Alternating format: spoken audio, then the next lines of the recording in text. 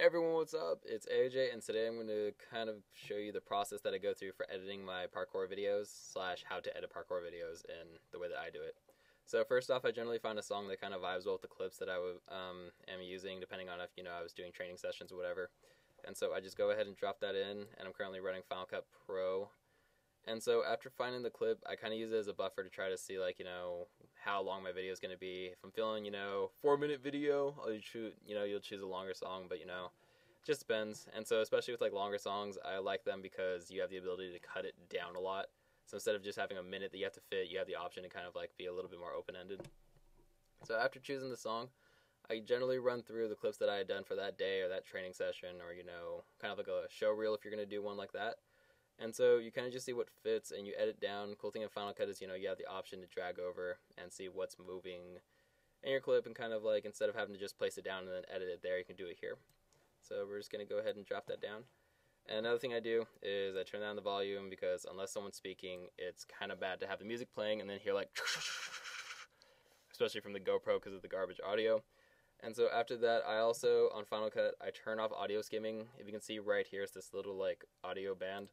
Turn it on, and you can hear all of that, which is really horrible, but you turn it off, and it's smooth. It just turns down the audio skimming, and it's beneficial for the way that, especially when you're editing with headphones, it can be kind of hard on your ears when you currently hear that every single video that you drop down.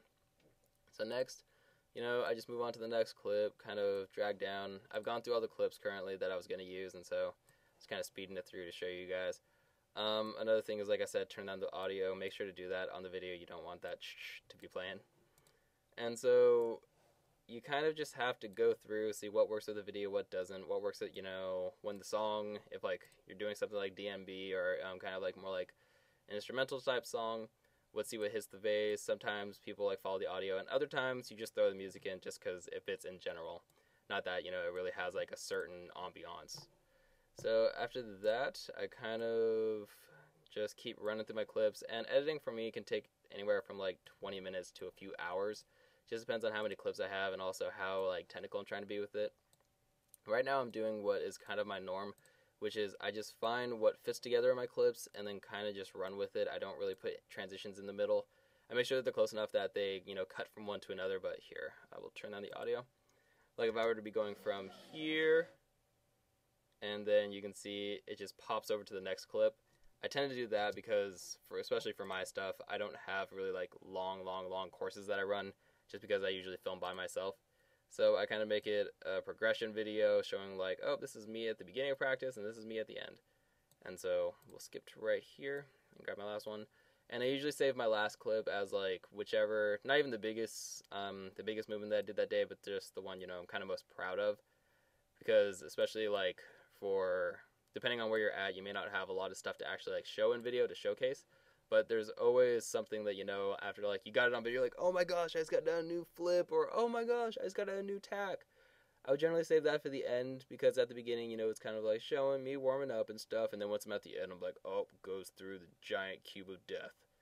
And so after that, I generally do a quick playthrough, and I'll turn it up a bit just so you can hear a bit.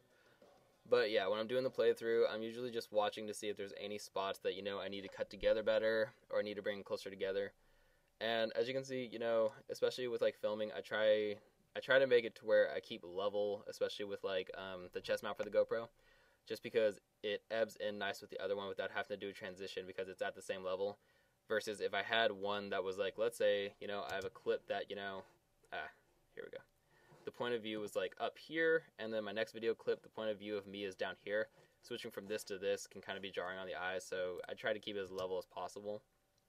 But then again, I do usually do rough edits because I'm just, yeah. We'll see if I do more stuff in the future with kind of stories behind the videos, but really, I just showcase the different training that I've been doing that day.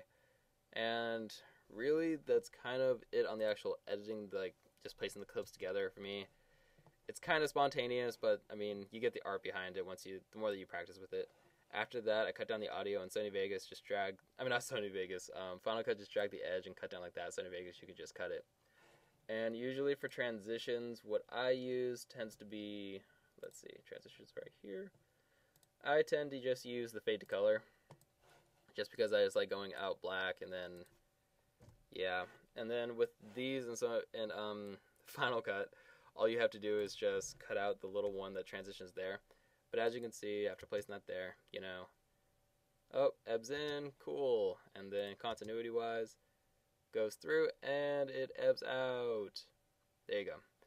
So that's pretty much the go-to on how I edit my videos. I mean, it'll depend on especially like what you're doing, what you're filming with. For me, I usually use a GoPro. I don't really have a DSLR, so nothing with really high definition. But yeah, that's pretty much it. And as always, after you're done, you just go to share. And again, I use master file as default because doing it to YouTube, if like the Wi-Fi goes down or something or internet, you automatically lose your video. And again, I do H264, it bumps it down. If I were to do, let's see, Apple ProRes, it's 7 gigabytes. And that's just because, you know, Apple enjoys big file sizes.